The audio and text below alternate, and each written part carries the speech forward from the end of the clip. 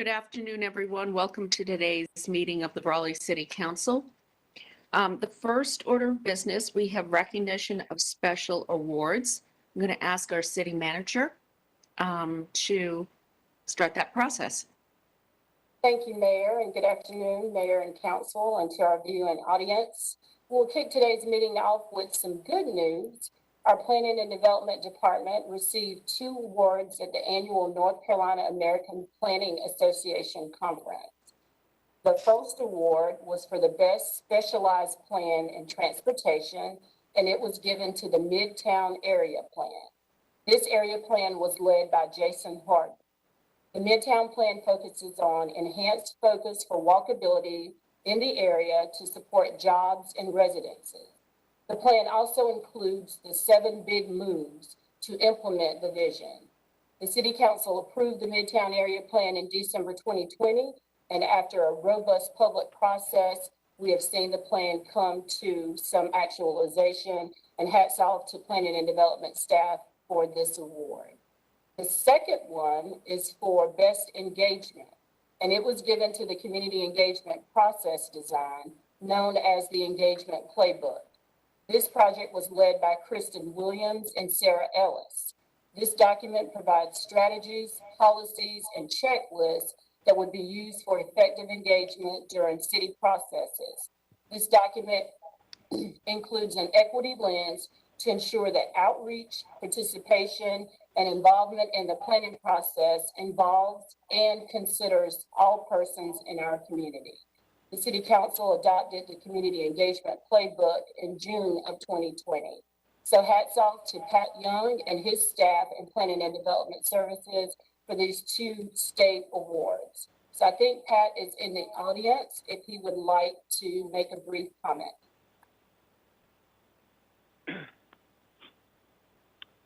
Thank you, Madam City Manager, Mayor, and members of Council. Thank you so much for this recognition, and all credit, as you alluded to in your comments, Madam City Manager, accrue to our excellent staff who worked real hard with you all, elected officials, and with the community on these projects. And it's really nice to be recognized by our peers. But more importantly, I think the work that was honored here, the Midtown Plan and the Engagement Playbook, are going to have long-standing and beneficial impacts for our community. So Sarah Ellis and Kristen Williams are not with us today, but I certainly on their behalf want to thank them for their work and you all for the recognition. And again, working with Taisha Henton, our engagement manager, and our other team members, really going to put those strategies, continue to put those strategies into motion. And I want to give Jason Harden a moment to speak about the Midtown Plan. He was the leader and recognized by our peers in the planning field for his work on that plan. Thanks, Pat, and thanks to Council for the opportunity to perform this plan. It was rewarding to work with you all, both as members of the public, for some of you, and as Council members. We were really gratified by this award because it reflected some important advances that were incorporated into this plan. It was one where we focused on walkability and heard loud and clear from the community how important that was in addressing some of the transportation and infrastructure challenges. So a major area where there are a lot of needs, and walkability emerged as a very strong public preference.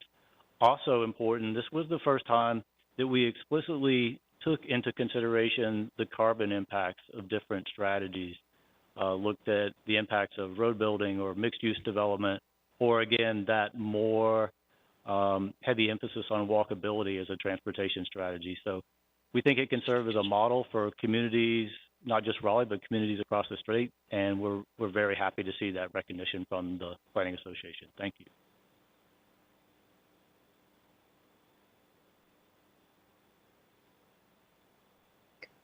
You're getting a major round of applause here, staff. Thank you so much. And Councilmember Buffkin is beaming about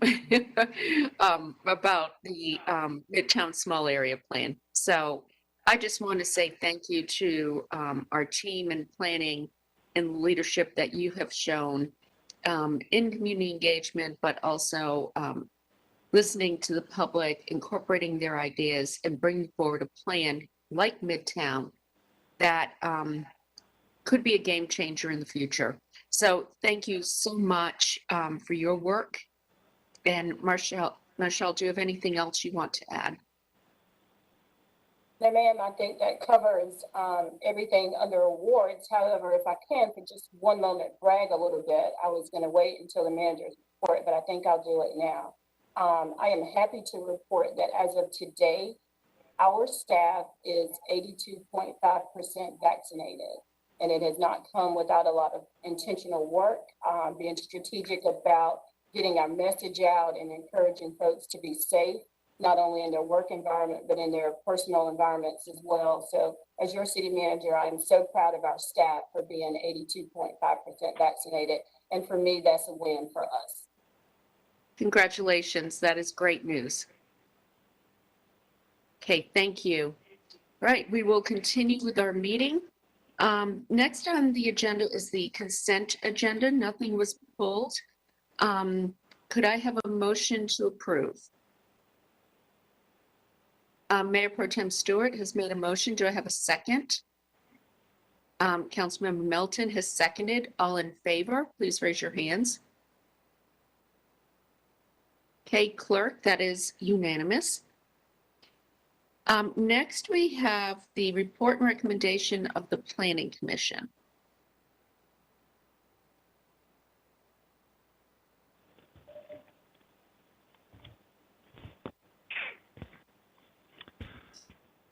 Good afternoon, Mayor and Council. Ken Bowers from Planning and Development. Waiting for the presentation to get up. There we go. So we have two items to report out today. Recommended to schedule them for the evening hearing on January 4th, and there are no items scheduled for that public hearing, at least from planning at present. Okay. Okay, thanks. So the first item to report out is TC 1521. This amends the UDO in terms of its regulations for towing yards. Currently, towing yards are only permitted in the IH district. That's the heavy industrial district. There's very little IH zoning in the city today. Much more common is the IX industrial mixed use district.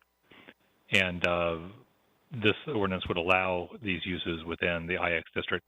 It would also remove a current spacing requirement in the UDO that requires towing yards to be 1 mile away from each other, and would change some of the buffering regulations and add a new regulation about location related to major streets.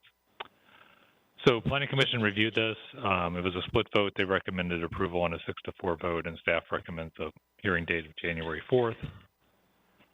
The next item is the removal of a proposed parallel two-lane undivided street that would run east-west between Chapel Hill Road and Western Boulevard, just north of the Asbury Junction area.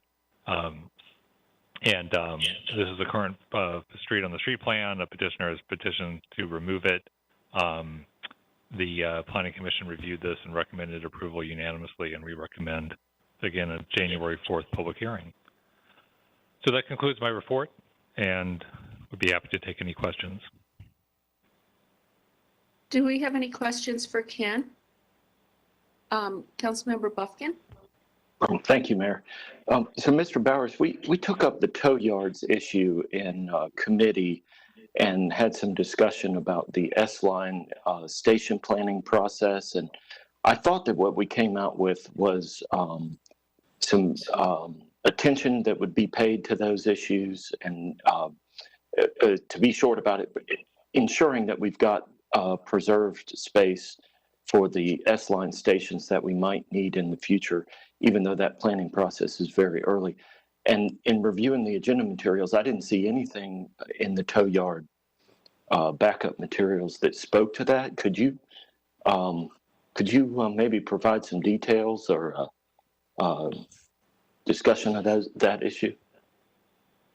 So I can say that issue specifically did not come up is not mentioned in the staff report and did not come up during the Planning Commission review of this ordinance. The ordinance, there is a lot of IX zoning up and down the S line, including at some of the prospective station locations that are under study. I guess the major impact of this is that it would be possible for a tow yard meeting other requirements and going through the special use process to locate in some proximity to one of those stations if the IX zoning remains and no TOD overlay is applied. But I don't have any other specifics I can add beyond that. Councilmember Buchan? Thank you, Mayor. Well, in light of that, I'd prefer that we hold this item for scheduling at a later time, so I can get a little more information. If the council feels the need to schedule it today, I'd ask that it be scheduled for the second meeting in January to allow me a little time to gather that background research. And I'll just say very briefly, I'm close to being wanting to support this, but I've got some concerns about the S line and in general redevelopment, particularly in the Midtown area, the eastern side of District A. But the same concern applies up and down the Atlantic Litchford corridor, overlapping with Mr. Cox's district. And I'm just not there yet, members of council. I think we might be able to help the towing folks with some changes to our ordinance that wouldn't cause some of the problems or potential problems that I see with allowing new tow yards to locate in IX up and down that corridor. So that would be my request, that we hold this, but if we need to schedule it, I'd like to put it on for the second meeting in January.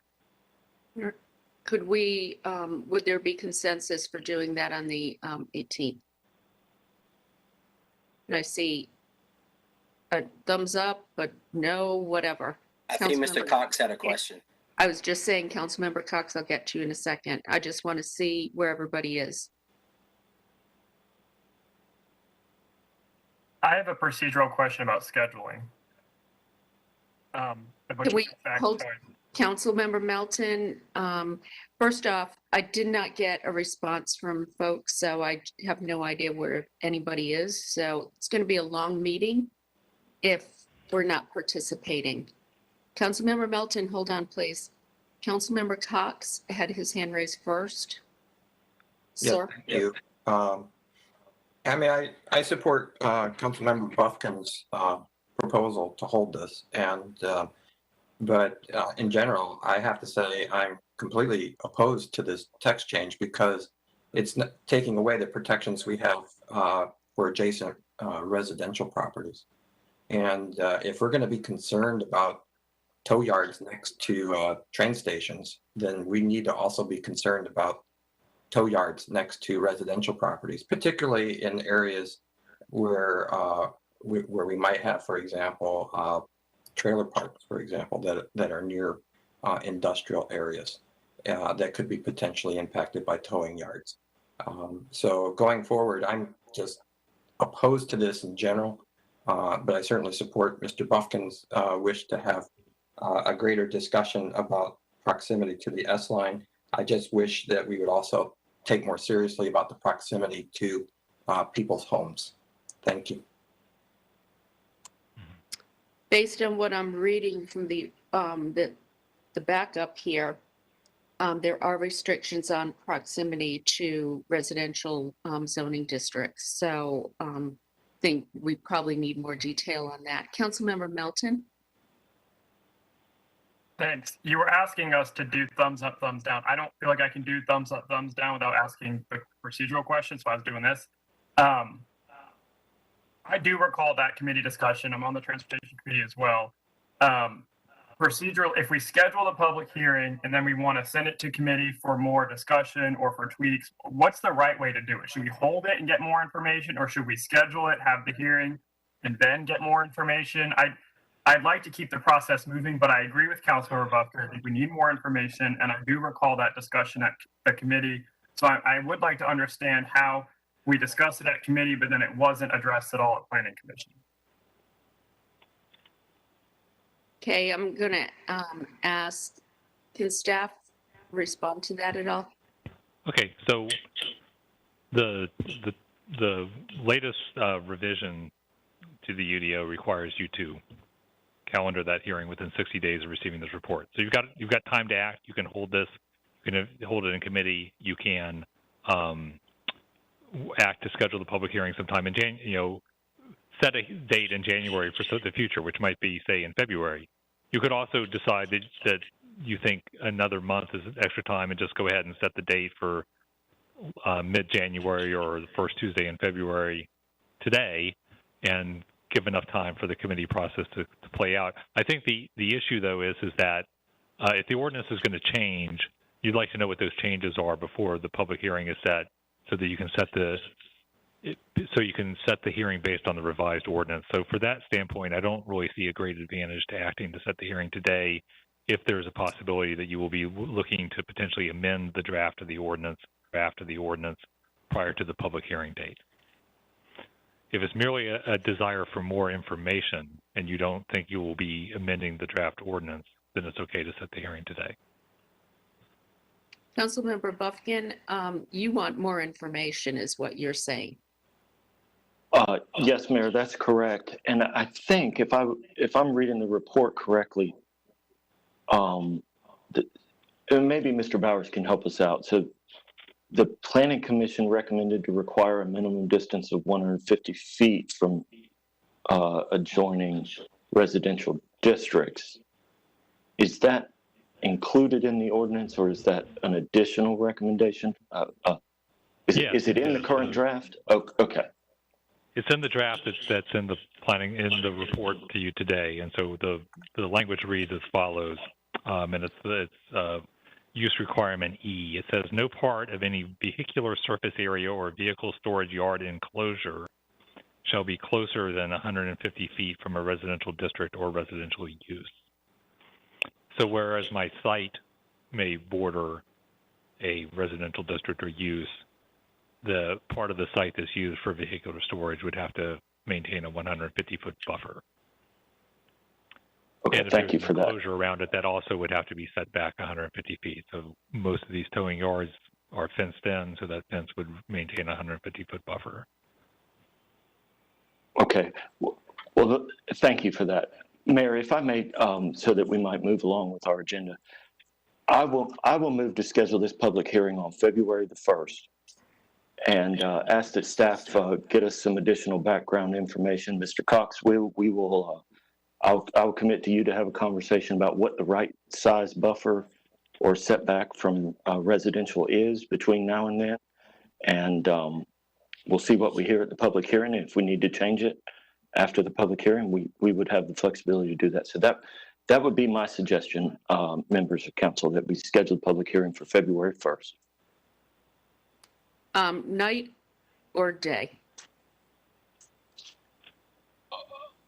It'll be evening, ma'am. It's the first yes, meeting that- in February. My only concern is after, in January, we're going to have probably a heavy evening lift on that first meeting. So just be mindful of that. Councilmember Cox?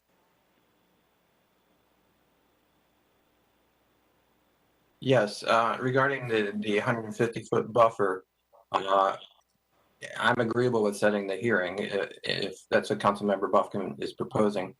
But to prepare for that hearing, I would like to get some additional information about how many residential properties will be impacted by this change, and how many residential properties will be within 150 feet of these industrial districts and could be impacted by a towing yard. And so would the planning department be able to provide that information? I think we can definitely provide some maps.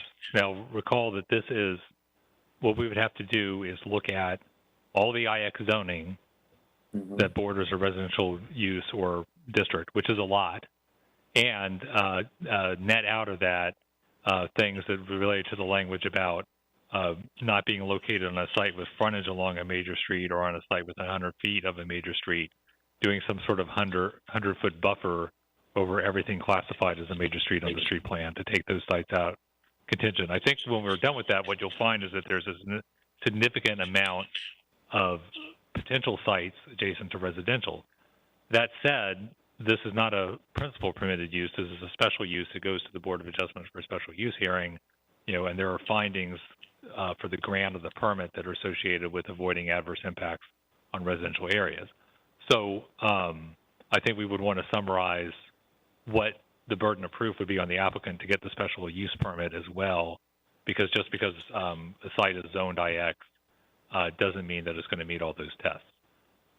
And there is obviously a public hearing associated with the granting of a special use permit, but it is a quasi-judicial hearing, and so the opportunity for citizen engagement is more limited than it is in a legislative setting. Right. So we would be happy to provide that information and any other information the council might request. I think that we'll need a few weeks to bring it all together. Thank you. Hey, Councilmember Buffkin, did you want to make a motion then to set the public hearing for the first meeting in February? Yes, Mayor, I make the motion that this matter be scheduled for hearing on February 1st. Okay, do we have a second? Mayor Pro Tem Stewart has seconded. All in favor, please raise your hands. Okay, Clerk, that was unanimous. Thank you. Next, we have the Comprehensive Plan Amendment, CP 1121, Chapel Hill Road Street Plan. Staff recommends a hearing date of January 4th. Does anybody have any questions? Okay, would someone like to make a motion? I move to schedule a hearing January 4th. Do we have a second? Mayor Pro Tem Stewart has seconded. All in favor? Okay, Clerk, that is unanimous. Next, we're on to special items. Thank you, Ken. Appreciate it. Next is the request to relinquish extraterritorial jurisdiction. Good afternoon, Honorable Mayor and members of the council. My name is Christopher Golden with Planning and Development.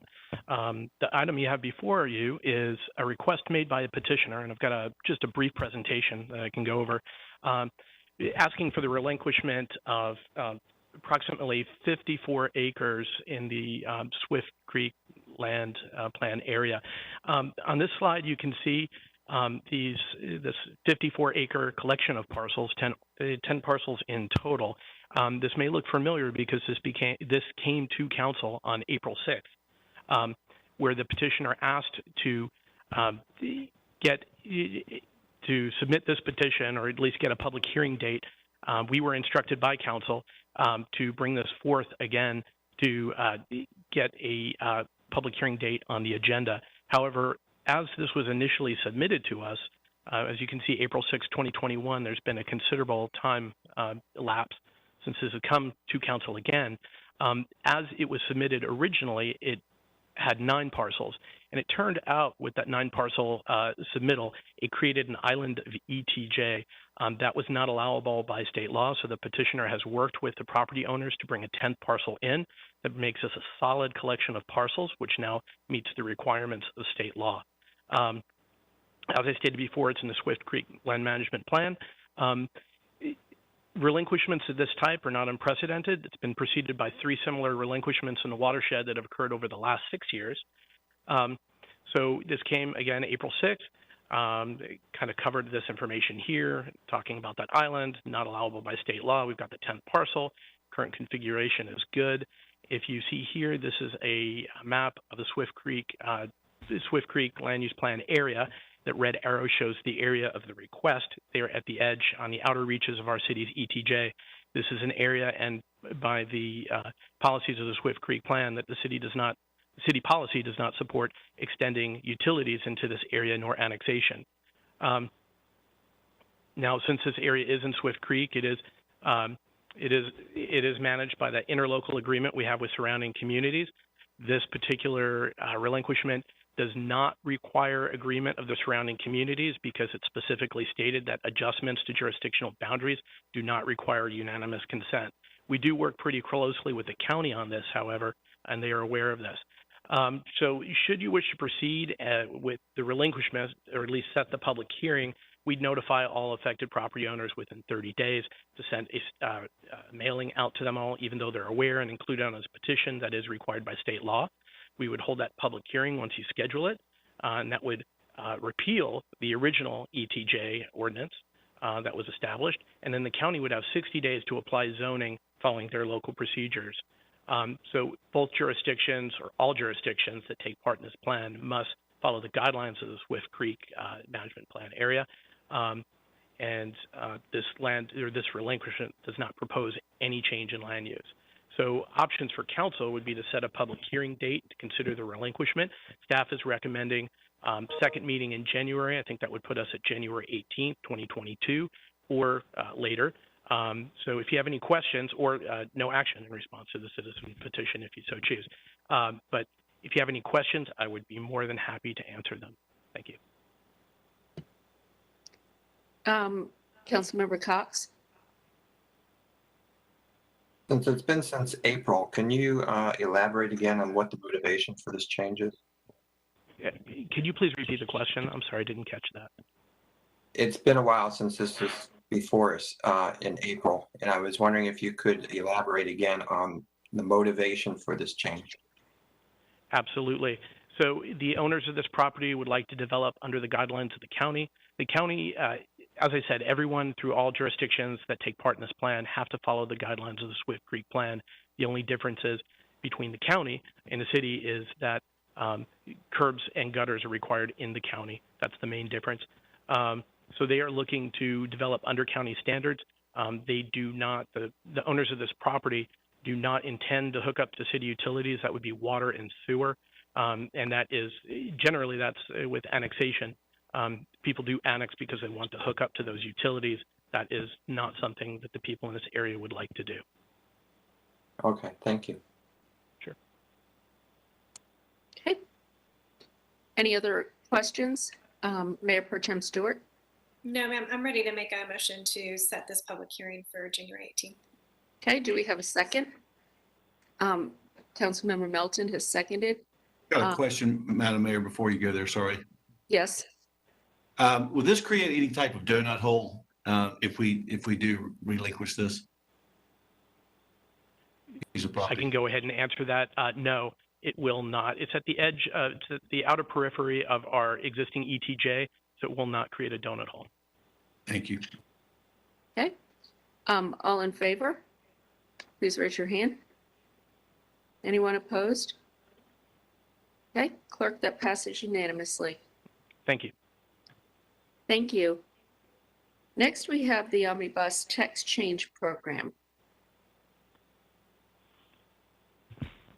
Good afternoon again, Mayor and members of Council. Pat Young with Planning and Development. I'm going to turn it over to Keegan McDonald of our team here in just a moment, who's our subject matter expert, but I did want to stand before you and accept responsibility for bringing this item to you. I've been here about 16 months, and there hasn't been a week that has passed without having very credible and legitimate concerns brought to me by developers and, more importantly, residents about concerns with provisions of the Unified Development Ordinance.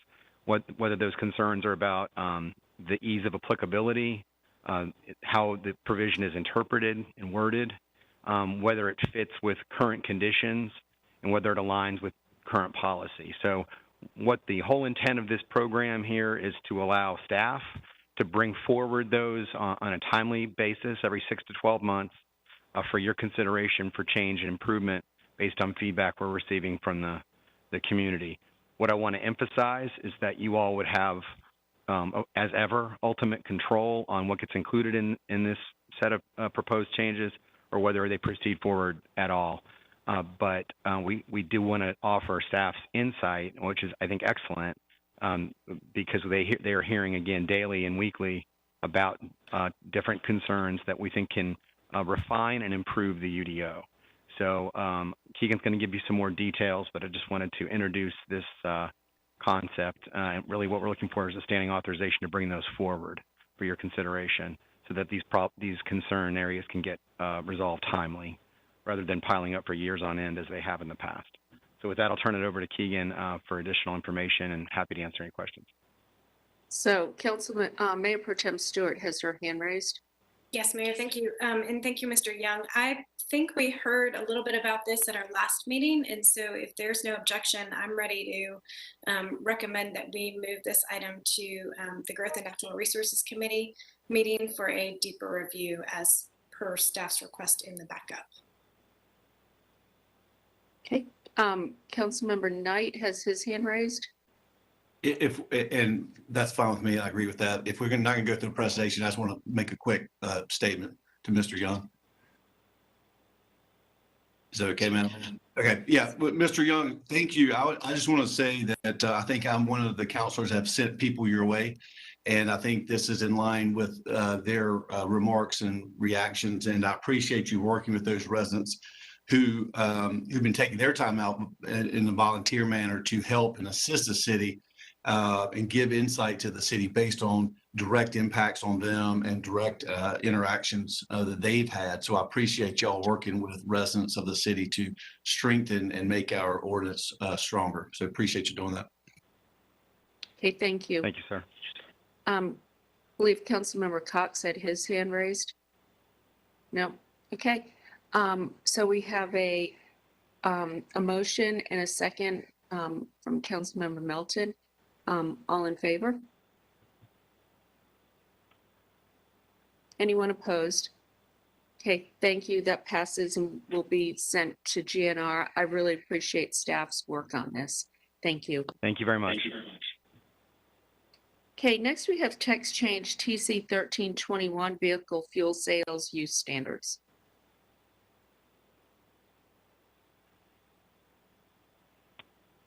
Good afternoon, Madam Mayor, members of council. Justin Romero with Planning and Development. This item was, the public hearing for this item was closed at your last meeting to allow for some further discussion. I'm happy to give a brief recap or go over the presentation again if council desires, or otherwise I can just be available for questions. Okay, Mayor Pro Tem Stewart. Thank you, Mayor. I am ready to move on a motion here. I know there was a lot of conversation and some confusion at our last meeting on this item. And after talking with a couple Planning Commission members who voted unanimously in support of this, I am going to move to adopt the proposed consistency statement dated December 7th, 2021, contained in the agenda materials, and to approve the zoning text amendment. Do we have a second?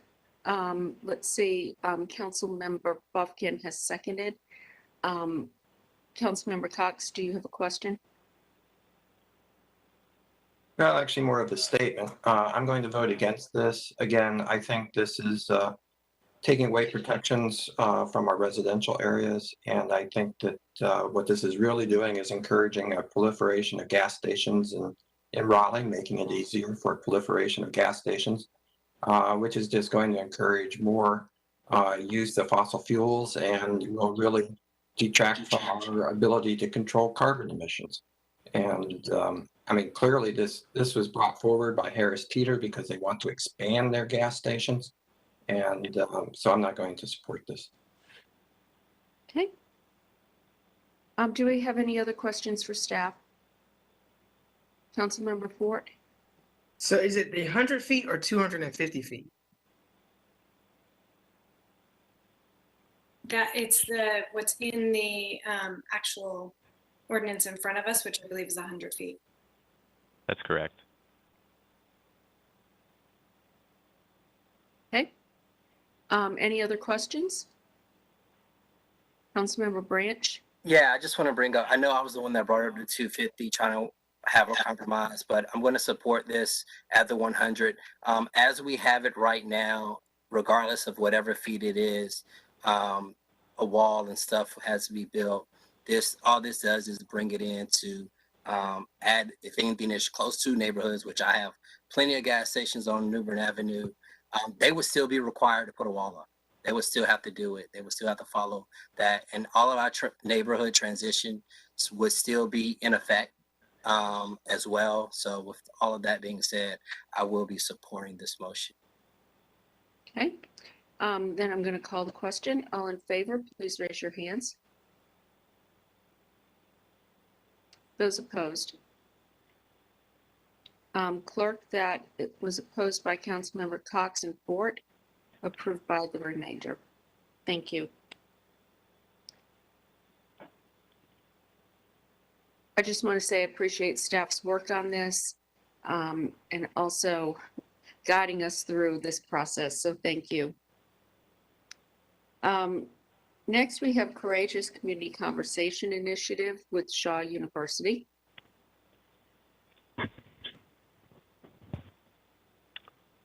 Good afternoon, Mayor and members of Council. Evan Raleigh with the City Manager's Office. And I am excited to announce that we have reached the end of a lengthy but valuable journey in the development of the final report of the Courageous Community Conversation Initiative with Shaw University. And we have with us today Dr. Erin Moore, who is the Executive Director of the Shaw University Center for Racial and Social Justice, to present that final report to you. But if you'll bear with me, do just want to share a brief background, recognizing it's been just a little over a year since this was last seen by you all and also members of the public, just to kind of recap the history in terms of what has brought us to this moment. So in October of 2020, the City of Raleigh and Shaw University Center for Racial and Social Justice entered into a partnership to launch the Courageous Community Conversation Initiative. The initiative's stated objective was to advance racial and social equity in the City of Raleigh and to work with the community, with community leaders, citizens, scholars, and business leaders for a solutions-focused, comprehensive plan for positive change. Pursuant to this goal, the Center for Racial and Social Justice curated a series of 5 public forums that brought together policy experts, community and business leaders, and members of the public to discuss a variety of topics that citizens felt were critical to achieving and advancing racial and social equity in Raleigh, and uncover potential solutions to address current challenges in each of those thematic areas. The Center for Racial and Social Justice, in partnership with the Raven Group, has taken the learnings and potential policy solutions that emerge from these public discussions and has incorporated them into a final report, which you will have presented to you in just a moment by Dr. Moore. I will also mention that that report is obviously attached in your agenda materials, and you can see it there. So without further ado, I will turn the podium over to Dr. Erin Moore.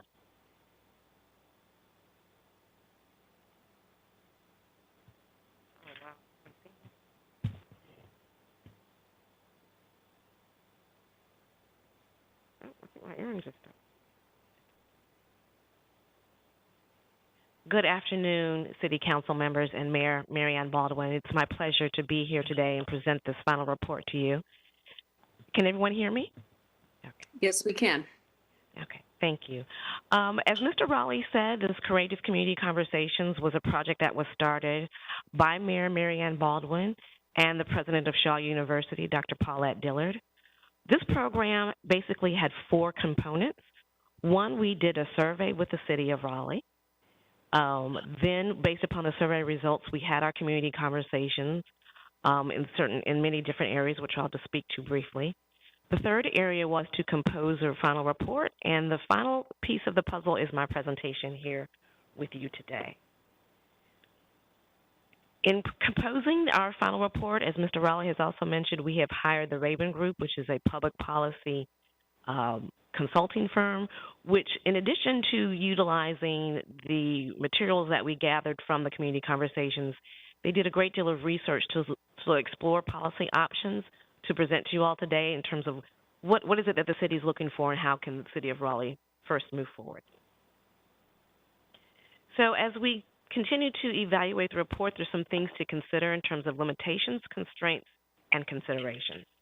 In terms of limitations, we had problems engaging the audience due to the COVID-19 pandemic. Our initial plan was to have in-person meetings with the community as well as community experts, but because of the growing Delta variant, we decided to go completely virtual, so that limited our engagement in the way that we had initially planned. Some constraints that we're finding is that a lot of the policy recommendations come from federal, state, and county at the federal, state, and county level, but we do believe that the city has an important role to play in terms of addressing community concerns. And in terms of consideration that is a positive event is that we have the Infrastructure Investment and Jobs Act that was recently signed and possibly the Build Back Better legislation, which is currently moving through Congress. Our recommendation is that the City of Raleigh focus on ensuring this funding is used to address the community needs and implement the policy options highlighted in this report.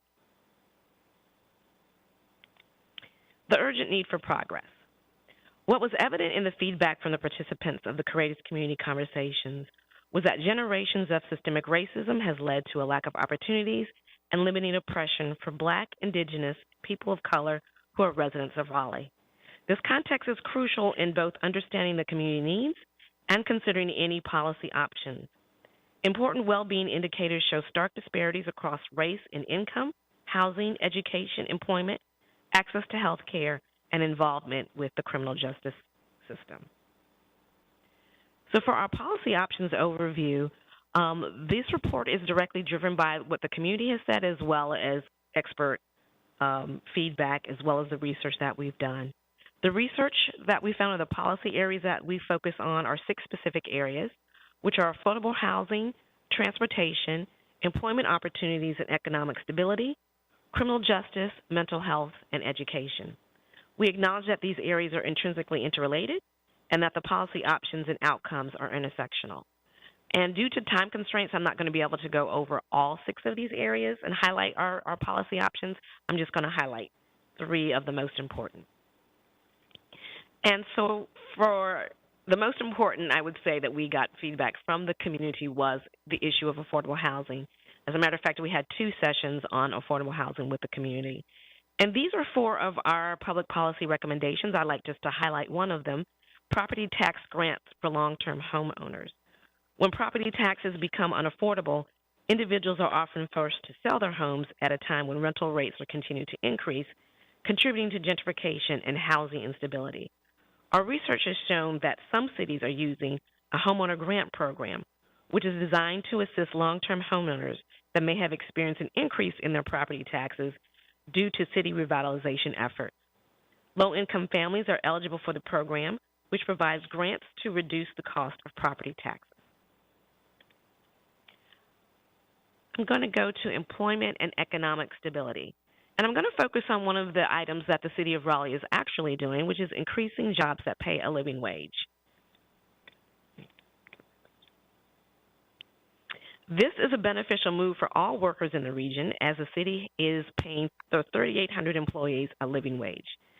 By doing so, this puts upward pressure on wages across the city and compels the private sector to compete for workers in the labor market.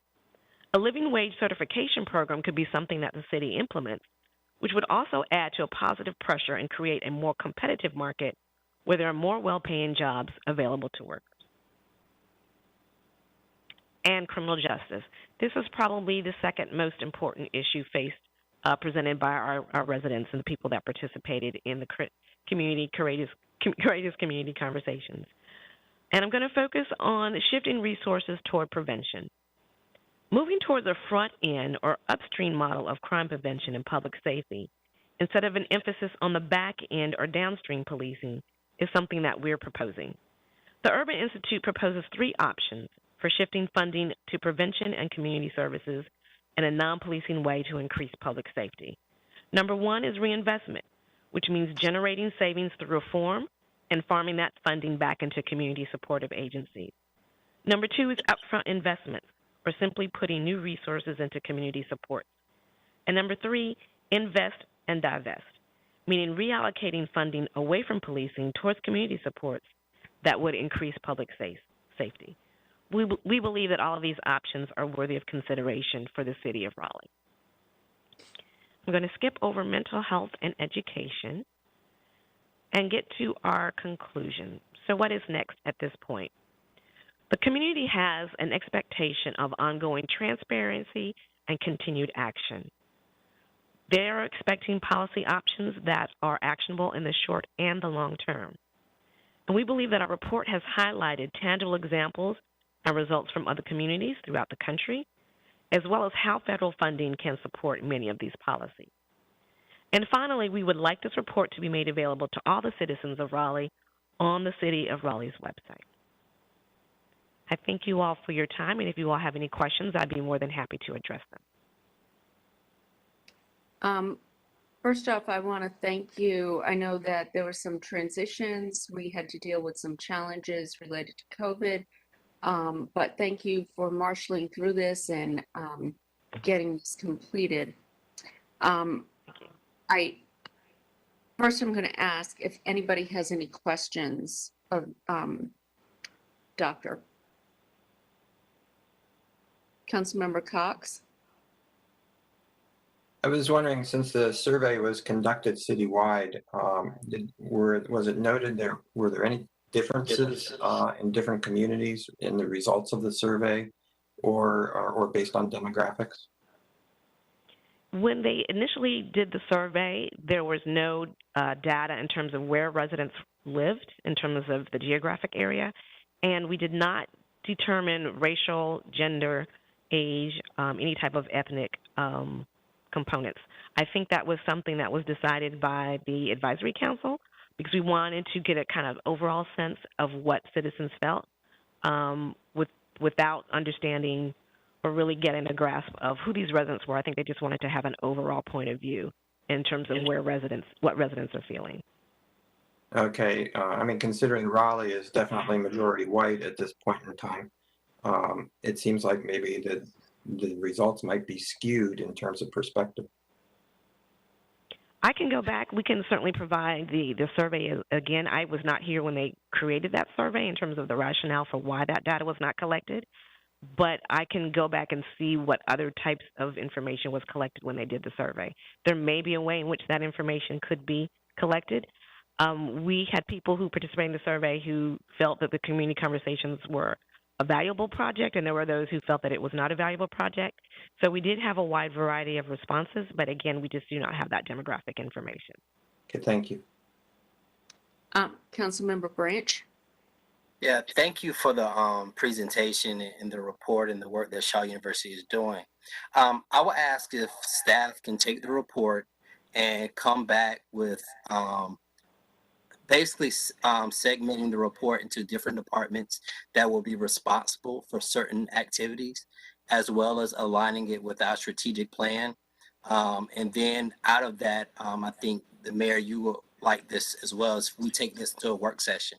Once we have that report back from staff, we use that based on a work session so that we can use that to drive the overall plan and direction that council needs to give on how we implement actions, and for items that may not be in our purview, directed them to the appropriate governmental agency, if it's state or federal, to say, hey, this is what our community is saying.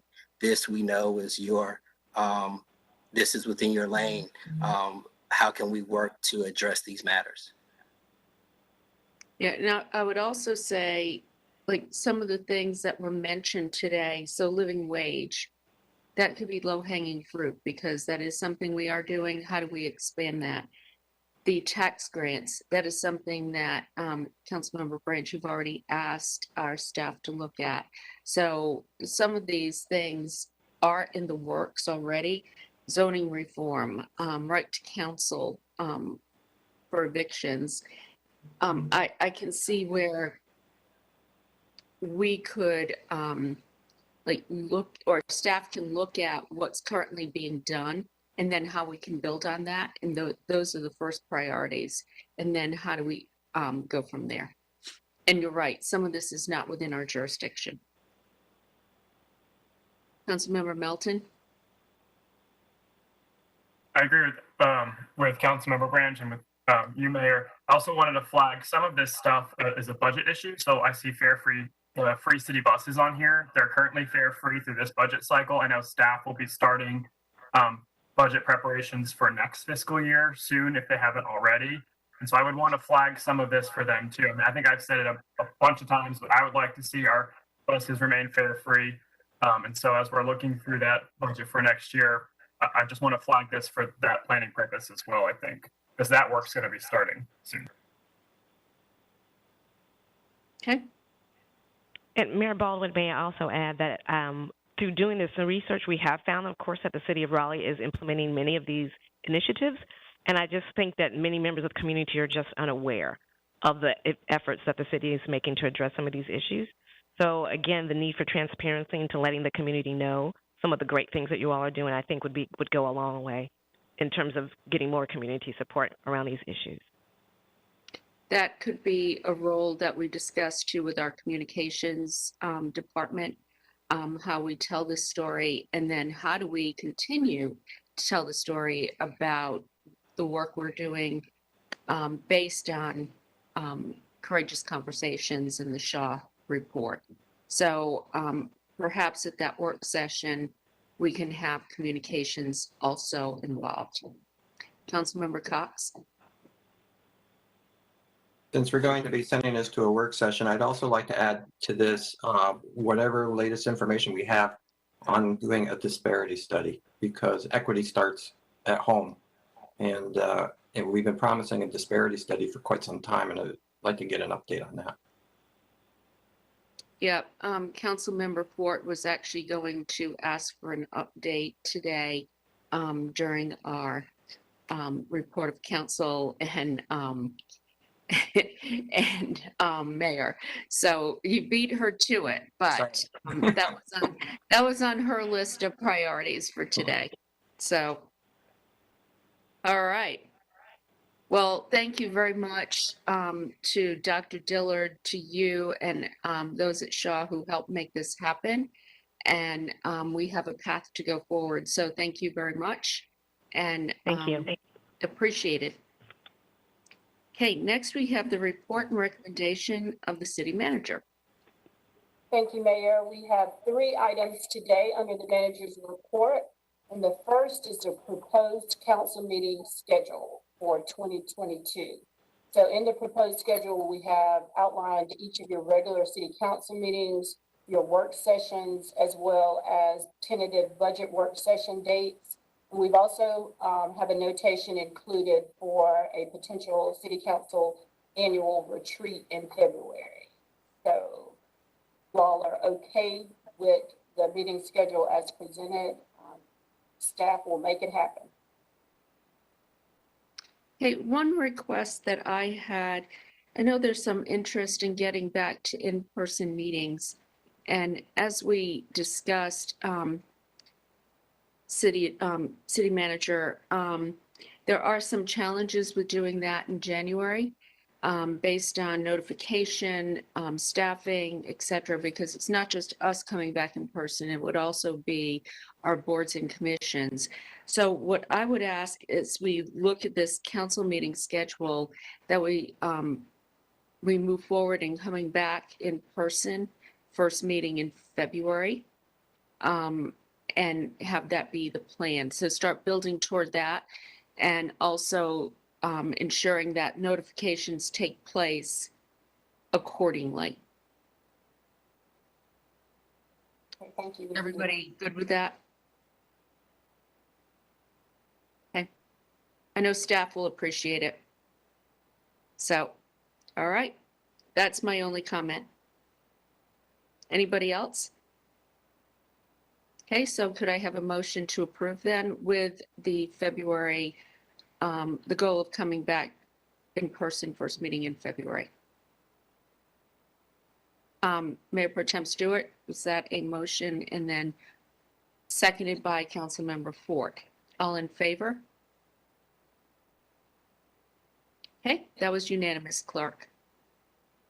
Awesome. The second item is an update on the Youth Conservation Corps program that's part of our Parks and Recreation and Cultural Resources offering. So today we have Joey Bosca and Mary Owens from PRCR here to give us a program update. Oh, before we start that, I'm sorry, there's one other thing I wanted to mention. I'm sorry, Oscar. The annual strategic planning retreat, we usually appoint several council members to work with you on that. And we also need to come up with a date during the month of February. Who worked on the retreat last year? Was it council member Bufkin, Melton, and Branch? I think so. It feels like 5 years ago, but I think that was last year. I think that was. That was last year. That was it. let's have a conversation about who. I'd like to give some other people an opportunity to participate in this. Maybe for consistency, one of the three would continue in that role, but just give other people an opportunity to participate. So let's put this on the agenda for our next meeting, if you would, and with some potential dates that we could approve. Okay. All right. Sorry, Oscar. Come on back. All right. No worries, Mayor. Thank you. Good afternoon, Mayor and members of council. Oscar Carmona with Parks, Recreation, and Cultural Resources. Kind of wanted to tee this one up for you, but this is a really great initiative that the Parks, Recreation, and Cultural Resources Department has kind of taken on for the last few years. But this past summer, the department engaged 2 different youth conservation core programs that we held. One was the Conservation Corps North Carolina Dix Park Youth Corps Program, and then also a brand new Partnership Raleigh Youth Conservation Corps Program. At this time, I'm going to ask Joey Bosca, Program Supervisor at Dix Park, to come up here, and he will basically be providing you a brief presentation on some of the highlights of these 2 programs. Thanks, Oscar. Good afternoon, Mayor and City Council members. Joey Bosca, Parks, Recreation, and Cultural Resources Department. As Oscar shared, I'll be providing a brief overview of the 2 Conservation Corps programs that we held in Parks, Recreation, and Cultural Resources this past summer. I'll cover some of the history around Conservation Corps programs, some of the mission and goals that we accomplished with those programs, and just also celebrate the amazing work that the youth in these 2 programs were able to achieve this past summer. So first of all, some history around our Conservation Corps programs. The history of these programs goes back to 2014 with the establishment of the Neighborhood Ecology Corps, and then eventually added AmeriCorps throughout that time. We're really proud in the Conservation Corps program to really focus on the conservation career pipeline, really thinking about how we can start youth in these Conservation Corps programs and really help them kind of focus and accelerate their careers if that's where they're interested. A couple really exciting kind of examples of that, we had a crew member who participated in the Neighborhood Ecology Corps program in the Conservation Corps North Carolina program in 2020, and then was hired by our Natural Resources Division. So there's just an example of how we were able to engage a youth in the program, and they were able to ultimately begin working in our department. Also, 2 of our 4 team leaders decided to pursue employment in our Natural Resources Division and have been hired. So again, several examples of how we can engage youth in this program, and then they have come and worked for our department. Also, the Conservation Corps provides a wonderful staffing resource for our department.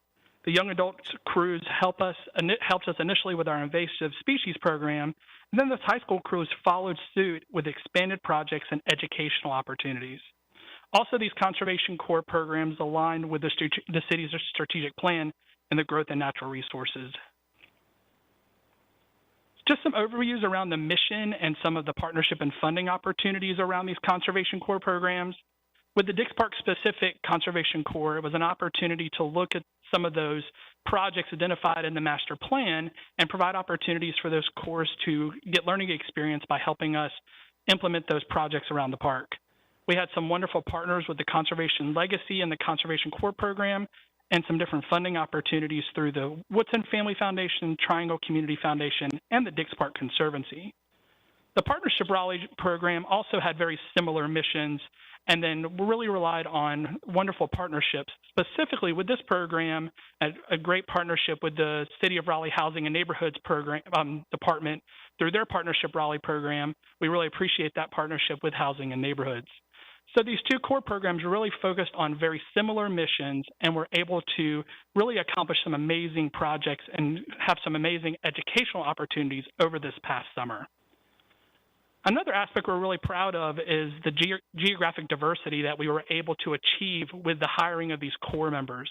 As you can see some examples on the screen, the members of the 2 different corps were geographically diverse across the city, and then also from east, southeast, north. Also, we had members from Cary, Andrew, Apex, and Wendell. So, like I said, very geographically diverse through those different corps. The the Partnership Raleigh program saw very similar recruitment diversity as well. So again, one of those great things that we were able to engage youth all throughout the city and surrounding areas. And then just also some great visual pictures of some of the different, collaborations and projects that these youth were able to experience over the summer. As we talked about, the work of these cores were very important in our parks, and then the educational opportunities that you can see some interaction there with some of our parks and recreation and cultural resources staff and some of our partners just provided an excellent experience for those youth in our programs. So again, very happy to have the opportunity to share this information with you all this afternoon. We're so proud of these youth that were part of these programs and what they were able to accomplish in our parks. And I'd be happy to answer any questions about our conservation core programs and parks, recreation, and cultural resources. Joy, I just want to say it was when we did the Dix Park Leadership Committee meeting, and we got to meet some of these folks and actually go into the field and see what they had accomplished. First off, the pride that they felt was, they were just so excited that we were all there and they could show off what they had done. It was a great experience and really has added to I would say, just the ability for people to access Dix Park in a different way. The walking paths, whatever, but it was great to meet them and great to see what they accomplished. So thank you for doing that. Very worthwhile program. Does anybody have any questions for Joey? Good work. And our next item, I think you guys have already teed this one up pretty nicely. Both of these items made mention of our strategic plan, which is really what the purpose of the plan is, to be a living, breathing document that helps guide the work that we do. So today we have Stephanie Olson from the Office of Budget and Management Services. And the next time Stephanie comes to you, she will be representing the Office of Strategy and Innovation. She will give us the annual update of the strategic plan. Great, thank you so much. Good afternoon, Mayor and City Council. My name is Stephanie Olson. I'm the Strategic Planning and Performance Manager for the City of Raleigh. I'm really excited to present to you your first year-end report for your new strategic plan. So as the presentation gets pulled up, I will mention I'll keep this presentation very brief. But do want to note that the full report is attached to the agenda item for your review and is also available to the public so that you can all see all of the great progress that we've been making on our strategic plan over the past year. For the benefit of any members of the public who are listening, the City Strategic Plan is a document that is adopted by City Council, and it outlines our vision and our goals and helps us to make sure that we're aligning our focus, our work, and our resources with those vision and goals that are set by City Council.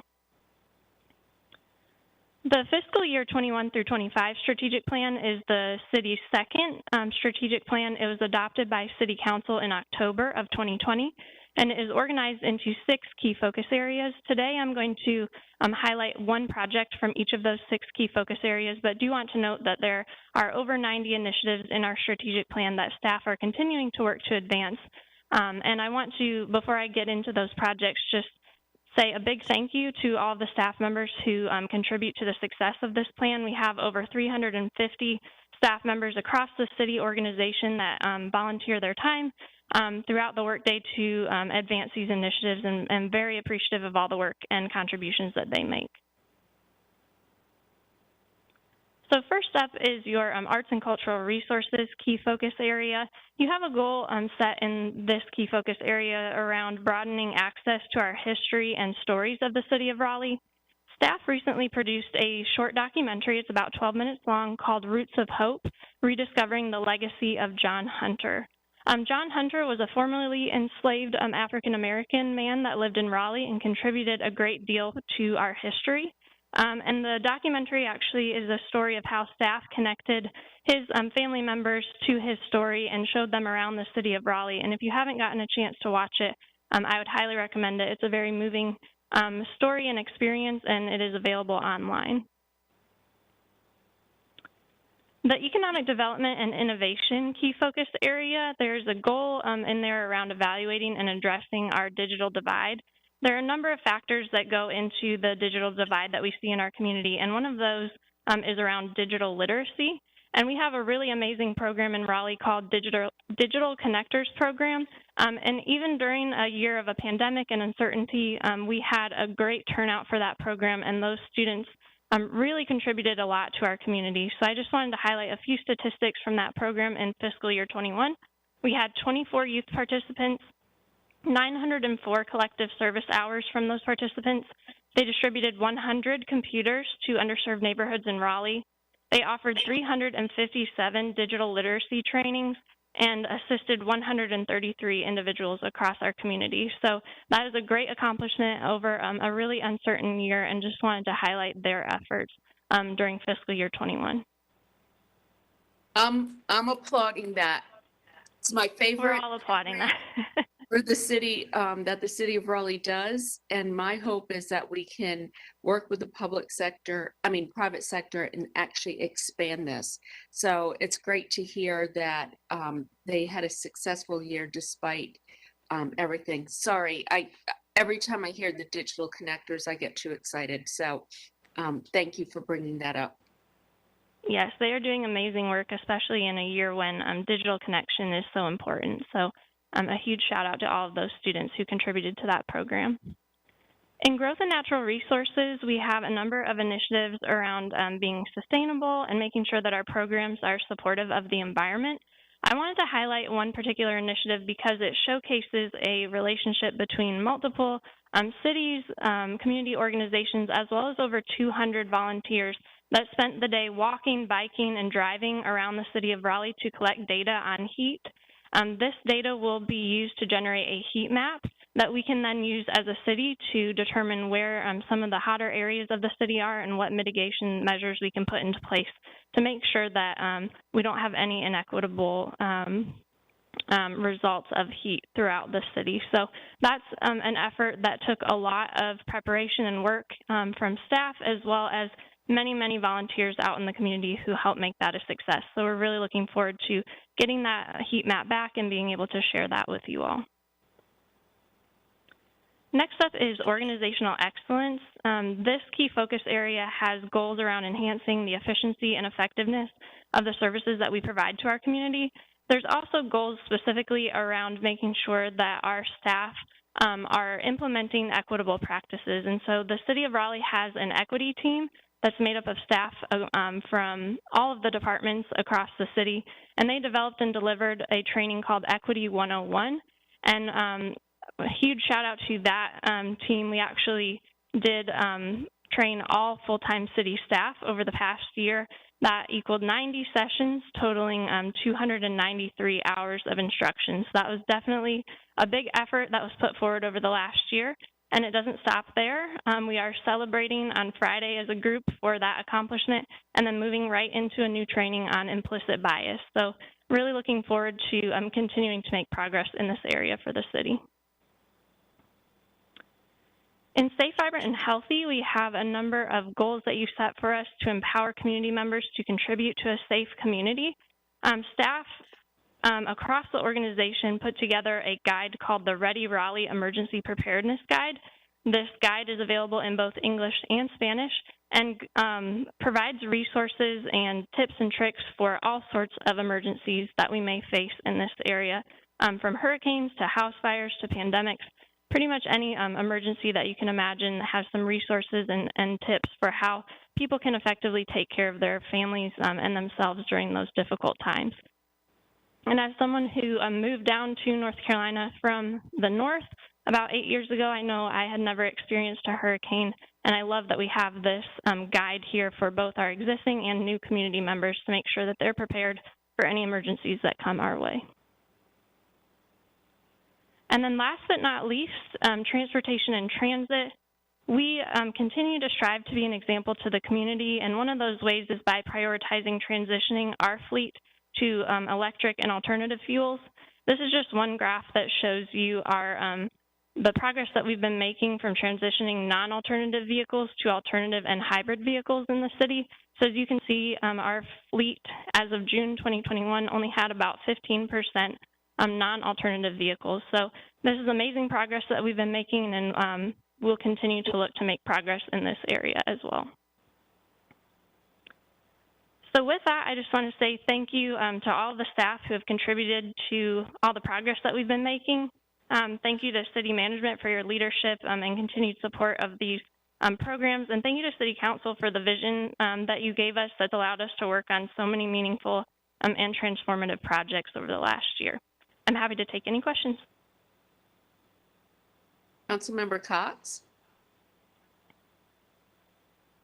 Yes, regarding alternative vehicles, I assume that means alternative fuels, and I was wondering, is that largely propane, or what alternative fuels are we using?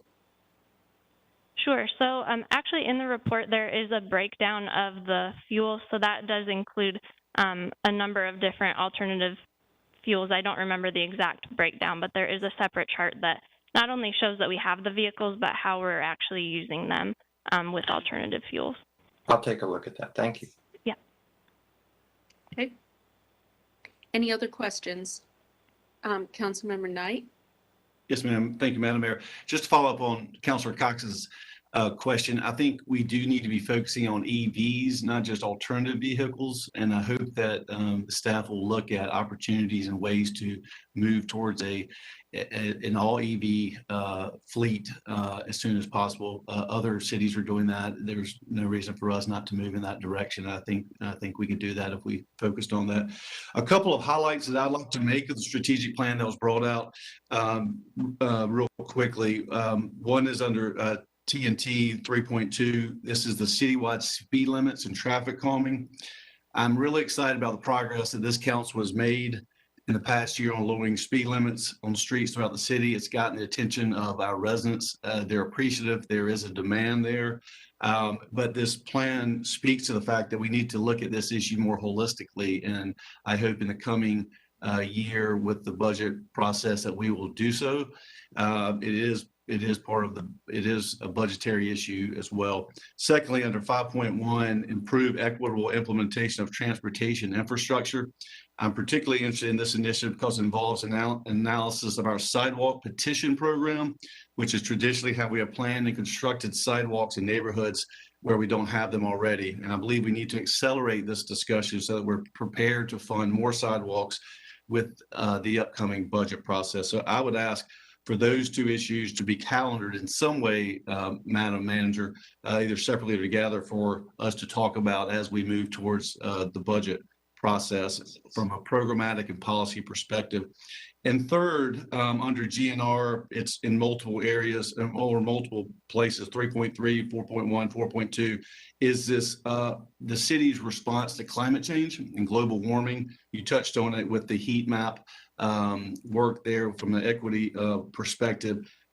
We need to be doing more in terms of scaling up our alternative energy use. Other cities such as Charlotte and Asheville both have programs that are citywide, scaled up solar programs, working with Duke Energy to move forward on this. There are different ways you can go about it. Is it rooftop solar you're focusing on? Is it solar arrays that the city is invested in? There are ways to go about that, but I think we need to move more judiciously and intentionally towards a more equitable energy system and to look right at climate change and seeing what this city and the residents are doing to combat it and respond to it. Thank you, Madam Mayor. Okay, thank you. Any other comments? Okay. Thank you so much for that presentation. And thank you to staff for all that you're doing. And congratulations on moving to strategy and innovation. City Manager? Yes, so the next time we get together, we will have a couple of staffing announcements that we are excited to bring forward to you in equity and inclusion, as well as in strategy and innovation. And so we're all excited about that. I understand from various messaging that we are having some audio issues. So please, for our viewing audience, please bear in mind that we're doing the best that we can, and hopefully in February, we will be done with all of this. So with that said, I hope that everybody hears what I'm about to say.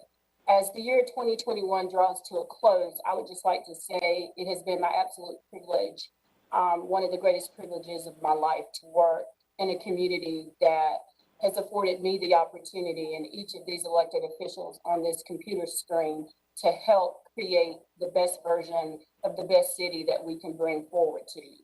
Sure, we have our challenges, but understand that there is no degree of compassion or empathy that is lacking from this board to try to make this city the best that it can possibly be. So as we enter into 2022, I'm excited about the work that is before us and is ahead of us.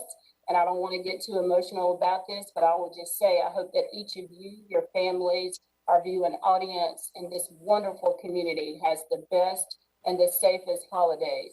We have a lot of work to do in 2022, and we can't do it on a computer screen and in quarantine. So be safe, enjoy your families, so that when we hit the ground in 2022, we can be the best versions of ourselves. Thank you. Thank you, City Manager. That is perfect. Okay, next we have the report and recommendation of the Raleigh Historic Development Commission. Good afternoon, Tanya Tully here with Planning and Development. I'm pleased to introduce Gaston Williams, Chair of the Raleigh Historic Development Commission, who will present the annual report and current work program.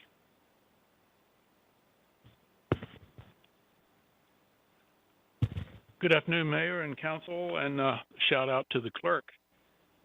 In your materials, probably indexed into your agenda, is our report that looks somewhat like this, the face page.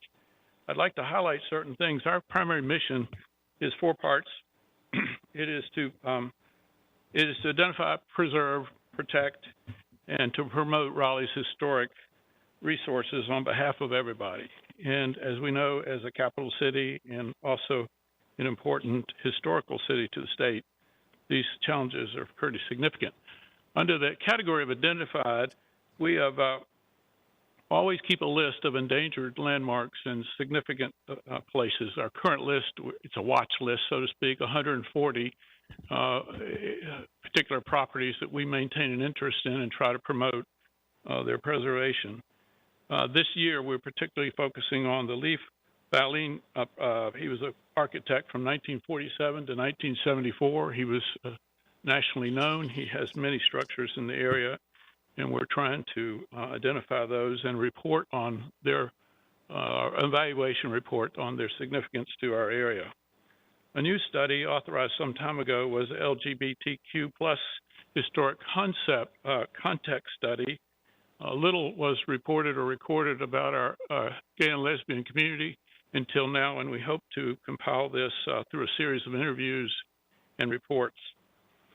We're also constantly looking at the African American survey updates for the resources, not just architecture, but particular significance that relate to our history and our African American community. Something new that's not in the materials before you is the recent purchase of the Ligon House. John W. Ligon was a famous, important historical figure for both the education and he also was a preacher in our area. In fact, the city named a school after him. He was born to former slaves, and his house has recently been sold, his home place. And so we're going to be looking at that and remaining vigilant for opportunities to make sure that it is not destroyed and that this landmark, which we think is of great significance to our educational community, our Black community, and the other communities. Under the area of preservation, this year we've designated 3 houses and 2 cemeteries as having historical significance and landmark designations. The 2 cemeteries are Oak Grove on Barrel Road and Hillcrest on Garner Road. And the 3 houses are the Lewis and Henderson House on Oakwood Avenue, the McAdams House on Wheeler Road, and the Haywood House, the one that is located on Blunt Street. So we've been kind of a busy year. Under the area of protecting, in the last 2 years, we've reviewed over 350 certificates of approval applications. And as you know, these are necessary whenever you're going to alter a structure within a historic district, various historic districts in the area. The one thing that I would point out and just talk to you briefly about, I think is very interesting to our community, important. It emphasizes two things: the opportunities for public and private partnerships in certain areas. It's the Lustron House at 314 Haywood. The Lustron House, the Lustron houses were built after World War II in an effort to provide affordable housing to returning veterans. They're prefabricated post-World War II homes that have panels of enamel wooden panels. Fewer than 2,700 were made across the country between 1947 and 1950. 39 were sold into North Carolina. The one that we were able to preserve is one of the very, very few in existence. And it's important not just to the state of North Carolina as a heavily, with a heavy presence of military personnel and retirees, but it's also historically important. In this particular case, this house was scheduled for demolition. And through a cooperative effort of Preservation North Carolina and the RHDC, and using some of the funds that were provided by the state, we moved this house in September 2017. We actually sold the house, and it's now sold to a private individual with covenants on it, and closed in November of this year, just last month. The net result of this was good, and it emphasizes how if we use our ingenuity and some money from the city and in cooperation with others, we're able to do great things. We returned $15,000 to PNC for their marketing and easement expenses. We sent $80,000 back into the neighborhoods, the House and Neighborhoods funds, because we had borrowed, we put it on a city lot. And so we returned those funds. And we were able to restore $100,000 to the revolving fund administered by RHDC. So it was a good example where we preserved a house that has historical significance to this city and this state, and we also returned the funds to the revolving account. In the area of promotion, we have a very talented bunch of commissioners, one of whom came up with the idea of creating collectible historic building baseball style cards, and we created a series of those, and shortly after Christmas time we'll make sure that each council member and the staff get a set of these collectible building cards. They look like antique baseball cards, and they emphasize historic structures of various types in the city. As far as our productivity for social media presence, since we're all aware that more and more people have become more and more tuned to social media, we had a great increase in our posts. We rose from 431 hits on some of our Facebook sites to 1,700, and we reached over 275,000 individuals during the pandemic, during the last year. We're very proud of that. Our work program for the next coming 2 years includes the focus area of community engagement, African-American history, and the built environment and financial assistance to homeowners. We hope to study ways to provide increased financial assistance to homeowners, either through loans or grants, and this kind of ties into what was mentioned earlier.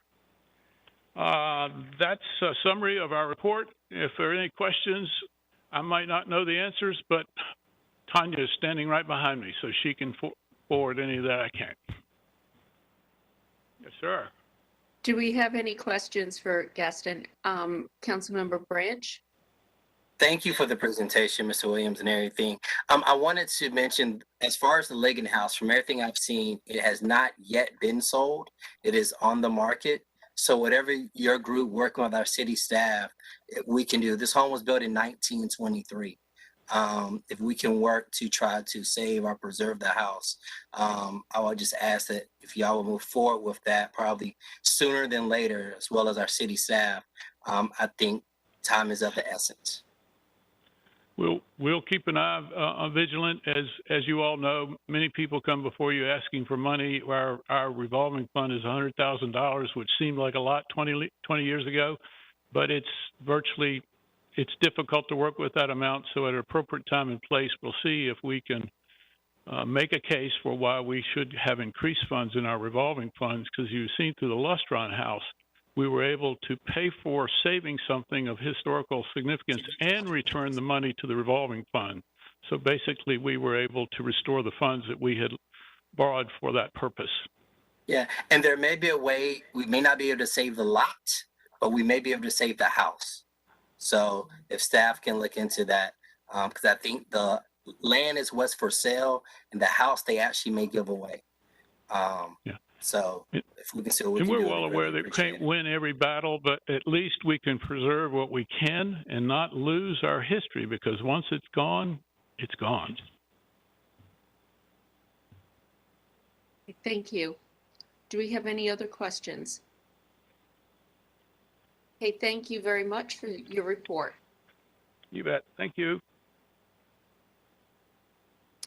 Okay, next we move on to committee reports. First is the Economic Development and Innovation Committee. Councilmember Melton.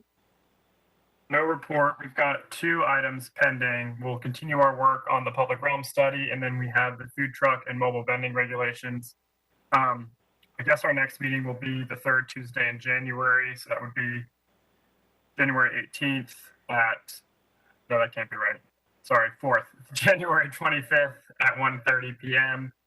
I mean, that's real close to the, we may be able to do that one in person. I don't know. It's a committee meeting. I'm going to announce it for virtual for now, and we'll see how that goes.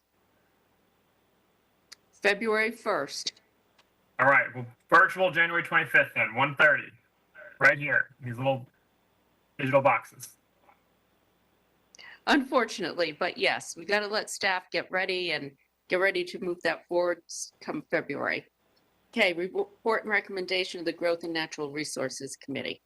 Thank you, Mayor. We have one item left in committee. It's wild and exotic animals. I expect that we will bring that up at our next meeting. Also, January 25th at 4 p.m. virtual meeting. I am expecting a vote in January on this item, so hopefully it'll be coming back to council for February. And then we have moved the Omnibus text change program into GNR, and I'm hopeful that we'll be able to hear that as well at our January meeting. So I'll report more in January. That's it. Thank you. Right. So for safe, vibrant, and healthy communities, a special meeting of this committee was scheduled to be held on Tuesday, November 30th. One item on the agenda, and that's the rezoning for Z 6820 Hillsborough Street and Bagwell Avenue. Unfortunately, only 2 committee members were able to attend that meeting, so we could not hold it due to the lack of a quorum. I announced at that time, and will announce again, that there will be a special virtual meeting of the Safe, Vibrant, and Healthy Community Committee to discuss this rezoning at 2:30 p.m. on Tuesday, January 11th. In addition, the UDO requires that the council take action to set the public hearing on this rezoning by the end of this month. So we have to do that today due to that. And as I mentioned at the meeting, and I will mention today, I'm going to make a motion to set the public hearing for the council's January 18th meeting. So that is a report and a motion. I would ask for a second. Councilmember Fort has seconded. All in favor, please raise your hand. Anyone opposed? Okay, thank you very much. And we will have a meeting January 25th at 11:30, depending on, well, I'm not going to announce a meeting yet. We'll wait until the January meeting to do that. Okay. Next, we have transportation and transit. No report, no items pending. If we are to meet in January, though, I'm asking, I have not had a chance to talk to committee members yet, but I'm going to ask if we can have that meeting actually on January the 20th, because on the 27th, I will be out of town on the Regional Transit Association trip. So More information will come at the January meeting, my January 4th meeting, but I wanted to put that date out there for January 20th for committee members to look at their calendar to see if they can make that meeting on the 20th. If we need it. I was going to say, you don't have any items Right. that would be pending, say something is assigned to you at the next meeting. So, I'd rather be prepared than not. okay. Thank you. All right, next we have the report from the mayor and city council. I am going to start with Councilmember Cox. Thank you. I don't have a report, but I do want to say to everyone on council, as well as the city manager, our city attorney, and the city clerk, all our staff, and everyone in Raleigh, I just want to wish everyone a safe and healthy and happy holiday and New Year, and look forward to continuing the battle in 2022. Thank you. Thank you. Councilmember Knight. Thank you, Madam Mayor. Just one item real quick. I understand that the staff has been working on upgrading our tree preservation and conservation ordinances, and appreciate that effort, as I think we all do at the council, and look forward to hearing from them early in the new year. I hope that during this process, they are reaching out to experts and folks that work in this area and arena, because we have a lot of folks out there that could, I think, help us that work in this area every day. So I appreciate that. And again, I'd like to also echo happy holidays, safe holidays to all the residents and citizens of Raleigh and Wake County. We've gotten off to a great start so far with the Christmas parade and the lighting of the menorah and other activities downtown and across the city. And so everybody enjoy being with their families and friends through the rest of the year. Thank you. Okay, thank you. Councilmember Buffkin. Thank you, Mayor. Members of council, I would echo the wishes for a happy and safe holiday for everybody. I do have one business item, and it comes as fortuitous timing on the day that we've celebrated the work of our staff and the awards they've received for the Walkable Midtown Plan. It was completely coincidental. It's also about a year since we adopted that plan that I've come back to ask for council's assistance in creating a pathway to fund some of the items in the plan.